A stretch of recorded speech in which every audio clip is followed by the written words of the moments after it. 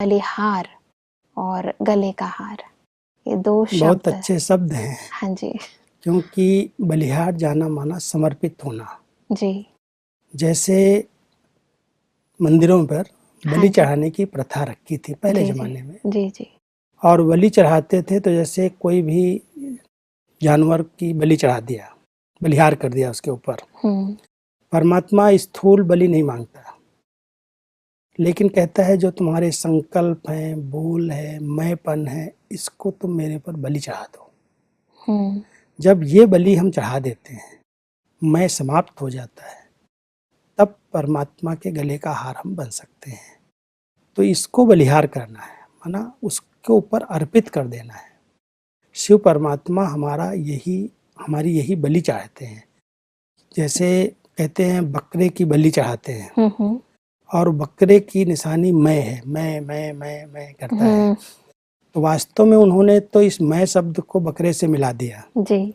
वास्तव में हम सब के अंदर जो मैंपन है, अहम भाव है, जब हम इसको बलि चढ़ाते हैं, इससे हम बलिहार जाते हैं कि हम कोई भी कार्य करें उसमें मैंपन ना आए। कितनी भी अच्छी सेवाएं हो, कराने वाला करा रहा है, मैंने किया, मैं करता हूं, तो थोड़ा उसके अंदर अहम भाव आ जाता है। बिल्कुल।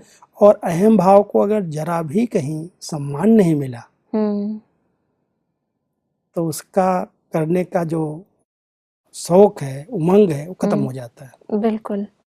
इसलिए हिम्मत टूट जाती है। हिम्मत बढ़ती तब है जब हमने समर्पित किया, कराने वाले ने करा लिया। मैंपन नहीं है, चाहे मेरी महिमा हो, चाहे मेरी ग्लानि हो, बाबा ने कराया, मैंने कर लिया, तो हिम्मत आ जाएगी, कराने वाले ने करा लिया। इसलिए परमात्मा कहता बच्चे संकल्प से, बोल से, कर्म से बलिहार चले जाओ, कराने वाले कराएगा और अच्छा कराएगा। तो आप बाबा के, प्रभु के बहुत समीप आ जाओगे, जैसे गले का हार बन जाओगे। गले का हार बनना माना परमात्मा अपने गले द्वारा, अपने मुखार बिंदु द्वारा हम बच्चों के गुणों की महिमा करना शुरू कर देगा।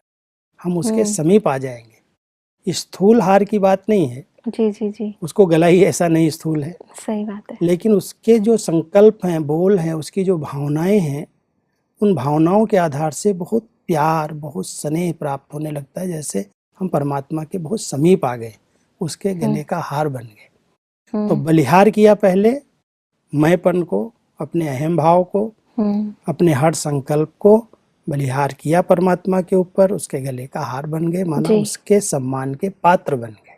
बहुत सुंदर भाई साहब। बलिहार जाते हैं इंसान, लेकिन कई बारी पूरी बलिहार नहीं जाते।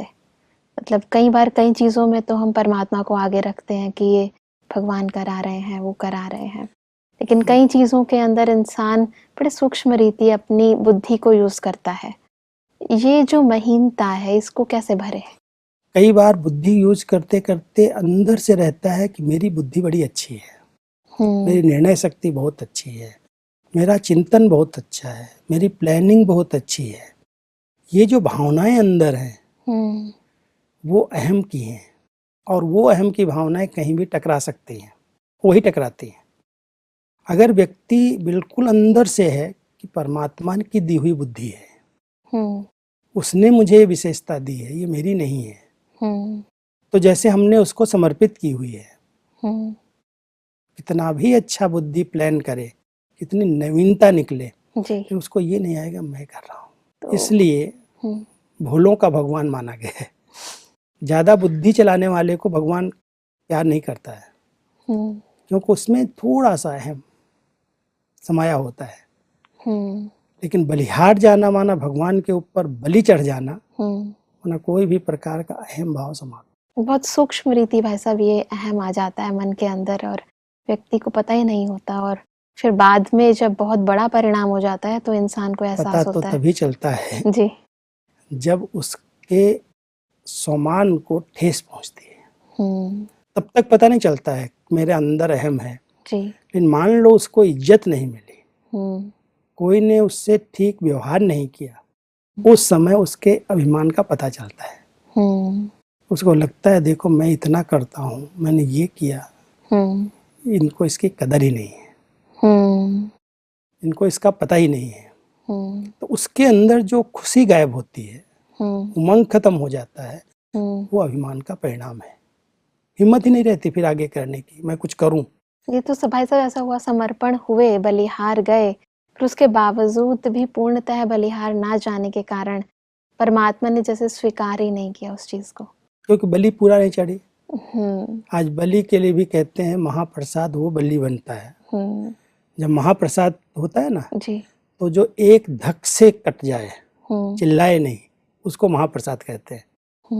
माना बलि चढ़ाने के पहले अगर वो बकरा चिल्लाने लगे, उस पर जो तलवार चल रही है उसके पहले वो चिल्लाने लगे, तो उसको महाप्रसाद मानते नहीं। एक धक से अगर मर गया तो कहते महाप्रसाद बन गया। उन्होंने स्थूल रूप दिया है, लेकिन परमात्मा स्थूल रूप नहीं दे रहा है। ये हमारी सूक्ष्म में एक धक से मैं उसका बन गया। वो करण करावन हार मेरे से करा रहा है। इसकी बहुत गहराई है।